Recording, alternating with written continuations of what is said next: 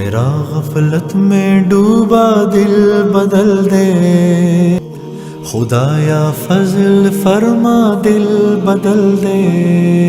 فمن شہد منکم الشہر فلیصم۔ اب یہ رمضان کے روزے کی فرضیت کا حکم آیا ہے۔ رمضان کا مہینہ وہ ہے جس میں قرآن نازل کیا گیا، اس کے بارے میں جیسا کہ میں نے عرض کیا پھر بعد میں عرض کروں گا۔ لیکن جو شخص بھی تم میں سے موجود ہو اس مہینے میں، اپنے گھر میں موجود ہے، اپنے شہر میں موجود ہے، سفر پر نہیں ہے، یا یہ ہے کہ جو شخص بھی اس مہینے کو پائے، اس کی زندگی میں یہ مہینہ آ جائے، یہ برکتوں کا ایک موقع اسے مزید حاصل ہو جائے، فلیصم، یہ امر کا صیغہ ہے، یہ وجوب ہے مطلقاً، کہ رمضان کا مہینہ وہ ہے کہ جس میں قرآن نازل کیا گیا ہے۔ اب جو شخص بھی اس مہینے کو پائے اس پر لازم ہے کہ اس کے روزے رکھے۔ ہاں، من کان مریضا او علی سفر، جو شخص ہو مریض، بیمار ہو یا سفر پر ہو، فعدۃ من ایام اخر، تو وہ تعداد پوری کر لے دوسرے دنوں میں۔ یرید اللہ بکم الیسر ولا یرید بکم العسر، اللہ تمہارے ساتھ آسانی چاہتا ہے، سختی نہیں چاہتا۔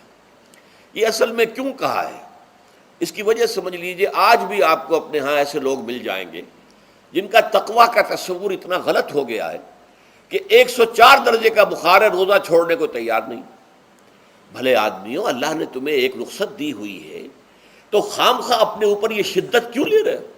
لیکن لیتے ہیں، روزہ چھوڑنے کو تیار، روزہ قضا نہیں کروں گا۔ سفر پر جا رہے ہیں اور روزہ قضا کرنے کو تیار نہیں۔ ایک موقع پر ایک غزوے کے دوران ایسا ہوا کہ کچھ لوگوں نے روزہ رکھا ہوا تھا، لیکن وہ اتنے یوں سمجھیے مزمحل ہو گئے کہ جب پڑاؤ پر پہنچے تو جن کا روزہ نہیں تھا انہوں نے تو بڑی چاق و چوبند طریقے سے خیمے نصب کیے، سارا بندوبست کیا، اور یہ جا کر بے سدھ ہو کر بے ہوش ہو کر گر پڑے۔ تو حضور نے فرمایا ان کو دیکھ کر، لیس من البر الصیام فی السفر، سفر میں روزہ رکھنا یہ کوئی نیکی کا کام نہیں ہے، یہ نیکی کا غلط تصور ہے کہ جو تم نے اپنے اختیار کر لیا۔ یہ تمہارے اندر تشدد پسندی پیدا ہو رہی ہے۔ دین کے احکام میں جو مقصد ہے وہ کیا ہے؟ یرید اللہ بکم الیسر ولا یرید بکم العسر۔ اسی پر عمل کرتے ہوئے حضور نے فرمایا ہے کہ جو بھی علماء دین ہیں یا جو رہنمایان دین ہیں، ان کا کام کیا ہے؟ آپ نے فرمایا یسروا ولا تعسروا، دیکھو آسانیاں پیدا کرو، سختیاں پیدا نہ کرو۔ دین میں سختیاں پیدا کرنا بھی وہ اسر اور اغلال بن جاتا ہے کہ جس کو رفع کرنے کے لیے، اور جس سے لوگوں کو، یہودیوں کو اور تمام اہل کتاب کو نجات دینے کے لیے اللہ تعالیٰ نے اپنے رسول محمد صلی اللہ علیہ وسلم کو بھیجا۔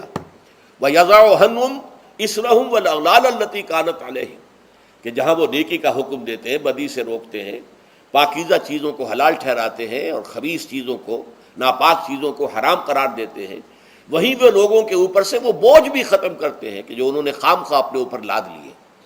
تو ان میں سے یہ بھی ہے کہ یہ نیکی کا کام نہیں ہے کہ آپ سفر میں ہیں اور روزہ رکھ رہے ہیں۔ یرید اللہ بکم الیسر ولا یرید بکم العسر وَلِتُكْمِلُوا الْعِدَّةَ، لیکن یہ بات واضح رہے کہ اب تمہارے لیے تعداد کو پورا کرنا لازم ہے۔ یہ نہیں ہے کہ آپ اس کی جگہ پر فدیہ دے دیں تو بات پوری ہو جائے گی، نہیں۔ روزے کی تعداد، آپ کے رمضان میں 2 روزے 3 روزے چھوٹ گئے بیماری کی وجہ سے، ٹھیک ہے، لیکن دوسرے دنوں میں اس کی قضا دینی لازم ہے۔ وہ روزے رکھنے جو ہے آپ پر لازم ہے، ان کا کوئی بدل جو ہے وہ فدیہ نہیں ہو سکتا۔ البتہ یہ نوٹ کر لیجئے، یہ حکمت نبوی ہے کہ یہاں اگرچہ وہ فدیے کا حکم جو ہے گویا کہ بظاہر قرآن مجید کے الفاظ سے محسوس ہوتا ہے کہ مطلقاً منسوخ ہو گیا، لیکن حضور نے اس کو خاص حالتوں میں باقی رکھا ہے۔ کوئی شخص اتنا بوڑھا ہو چکا ہے یا خاتون اتنی بوڑھی ہو چکی ہے کہ دن بھر کا فاقہ جو ہے اس میں اندیشہ ہے کہ کہیں ہلاک نہ ہو جائے۔ کوئی مریض ہے، مرد ہے یا عورت ہے، وہ ڈائبٹیز کی مریضہ ہے، اس کو وہ شوگر کا مرض ہے اور وہ اس کو برداشت نہیں کر سکتی، شوگر لیول بہت نیچے ہو جائے تو موت واقع ہو سکتی۔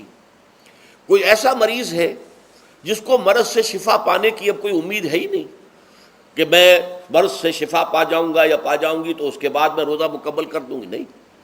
ایسے لوگوں کے لیے حضور نے اس رعایت کو برقرار رکھا ہے کہ ایسے لوگ اگر ایک مسکین کو کھانا کھلا دیں تو یہ فدیہ بن جائے گا۔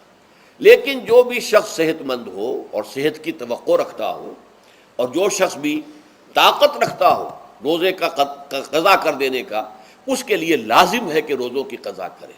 وَلِتُكْمِلُوا الْعِدَّةَ وَلِتُكَبِّرُوا اللَّهَ عَلَىٰ مَا هَدَاكُمْ، اور تاکہ تم اللہ کی کبریائی کا اعلان کرو اس چیز پر کہ جو اس نے تمہیں ہدایت عطا فرمائی ہے۔ اب اس کا ایک تو ظاہر ہے کہ جب روزے ختم ہوتے ہیں عید الفطر میں تکبیر، اضافی تکبیرات کے ساتھ 2 رکعتیں ہیں جو ہم ادا کرتے ہیں۔ احناف کے نزدیک 6 اضافی تکبیرات ہیں اور اہل حدیث کے نزدیک 12 ہیں، لیکن تکبیرات ہیں اضافی۔ اور یہ کہ جاتے ہوئے اور آتے ہوئے عید کے لیے آپ جا رہے ہیں تو تکبیرات پڑھتے ہوئے جائیے، واپس آ رہے ہیں تکبیر پڑھتے ہوئے آئیے، اور یہ بھی کہ جاتے ہوئے راستہ کوئی اور، آتے ہوئے راستہ کوئی اور اختیار کیجئے تاکہ پورا شہر، پوری بستی جو ہے تکبیر کی آواز سے گونج جائے۔ یہ ظاہر ہے۔ باطن اس کا کیا ہوگا؟ اللہ کی کبریائی کا اعلان کرو، اللہ کی کبریائی کو نافذ کرنے کی کوشش کرو۔ جب اللہ نے تمہیں ہدایت دے دی ہے، تمہیں اپنے دین حق سے نواز دیا ہے، اب تمہارا فرض ہے کہ اس کو قائم کرو، اس کے لیے جد و جہد کرو، اس کے لیے تن من دھن لگاؤ، اس کے لیے جان اور مال سے جہاد کرو۔ وَلِتُكَبِّرُوا اللَّهَ عَلَى مَا هَدَاكُمْ وَلَعَلَّكُمْ تَشْكُرُونَ، اور تاکہ تم واقعتاً شکر کرو۔